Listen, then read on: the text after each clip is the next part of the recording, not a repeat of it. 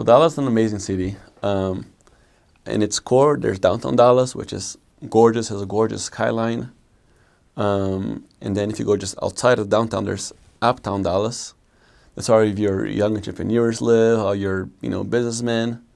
Uptown's kind of like the modern, hip version of Dallas. And then beyond that, you have everything else. Dallas right now is one of the most booming economies in the United States. There's a lot of oil in Texas, and so its economy is almost independent of everywhere else. So there's a lot of major company headquarters right now moving to Dallas. So it's doing very, very well. There's a lot of immigrants going there as well. If you go to downtown Dallas, kind of for fun, the main thing in Dallas is eating. If you like eating, go to Dallas. They have all sorts of restaurants. They're known, of course, for Texas barbecue. The best meal I've had in my life, it was in Texas, where someone started smoking some ribs at 4 in the morning, and we had them at 8 at night. And it was the most delicious meal I've had in my life.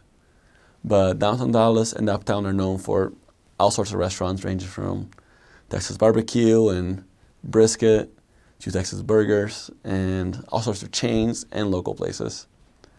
As far as things kind of for fun, most young people in that area, they end up drinking's pretty big in downtown area, uptown area.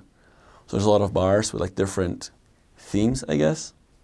So most things that are for fun over there, you got to go through a bar and then you get to the more fun places, right?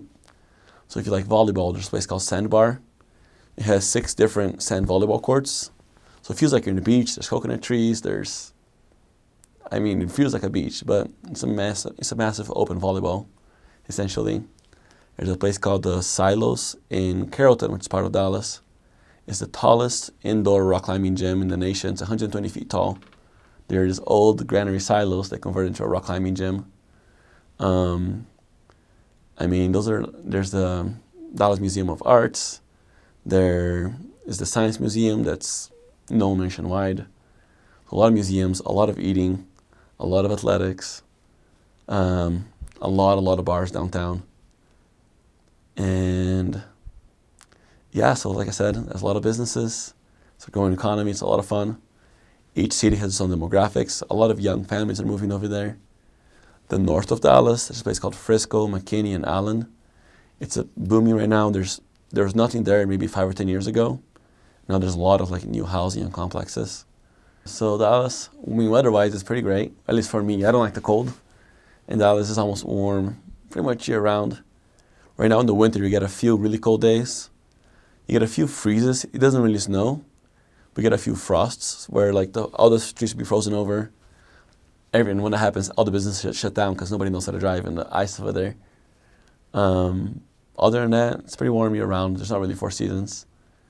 It's pretty crazy weather. It'll be sunny in the morning and then cloudy and sunny and rainy and sunny again.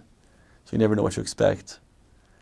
It's a pretty safe city as long as once you go to cities south of Dallas, it's a little more dangerous, but anything in the Dallas complex, I always feel pretty safe over there. Transportation-wise, there's a pretty good system. They have the DART, is what they call, and it's a busing system that goes all over the city, so you can get around pretty well. I think Dallas traffic is a little bit crazy.